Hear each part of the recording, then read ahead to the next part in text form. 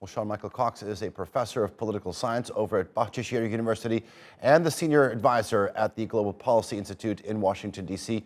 He joins us now from Istanbul. Sean, always good to see you. The shooting in Uvalde, Texas is the second deadliest in the country's history. The deadliest, as you know, it was Sandy Hook. That was almost 10 years ago. But gun legislation has not changed much since Sandy Hook. I mean, that's pretty hard to understand. It is a very interesting point to make because there is such a strong abiding belief in gun rights in the United States. It's become a real focal point of contention between Democrats and Republicans in political office, and also between the political left and the political right. The fact of the matter is the type of gridlock that we see in Washington, D.C. over resolving issues related to gun violence in America has led the individual states to come up with legislation of their own. And unfortunately, Texas is one of the states that has the softest regulations when it comes to gun regulation in the United States. For example, last year, they passed a permitless carry bill, meaning anyone in the state of Texas who's over the legal age can carry a gun for any reason, anytime whatsoever. This is, and these type of legislations, this type of lack of action in restricting access to guns, the result of which we see school shootings such as this. But the Second Amendment and gun rights doesn't necessarily, or putting in certain gun laws doesn't necessarily need to infringe on the Second Amendment, though. This is the perennial debate between the Democrats and Republicans, between the political left and the political right.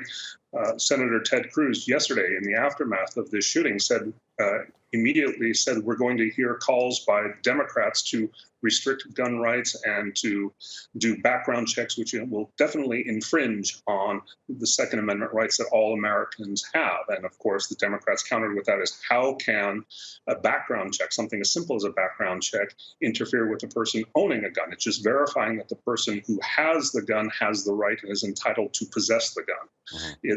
It's a question where the sides are entrenched, and there seems to be no middle ground amongst America's culture of violence, and it continues to be fueled by easy access to weapons. You mentioned local government. I want to bring that up. I was listening to the head coach of the Golden State Warriors give a sort of his pregame press conference last night. I also listened to President Biden as well. Both are calling on lawmakers, senators to make the necessary changes. I mean, the question I want to ask you is, this sort of top-down approach, it's not working. Maybe sort of a ground-up approach needs to be tried. I mean, students, parents, local communities, local government taking charge here.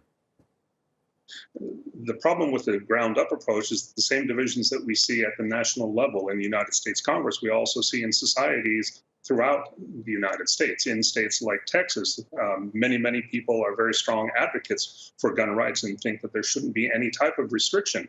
And those voices that counter this can be suppressed or can be drowned out in a state like Texas, whereas in a state like California, they have advocates for gun control who are much more effective in arguing their points because of the liberal sensibilities of the population that live in California. So the only real way to solve this is to come to some sort of national consensus. And we do this by a state attempt at some sort of gun control management. What we're going to get is a patchwork of laws and legislations that will effectively not make any change at all in the current status quo.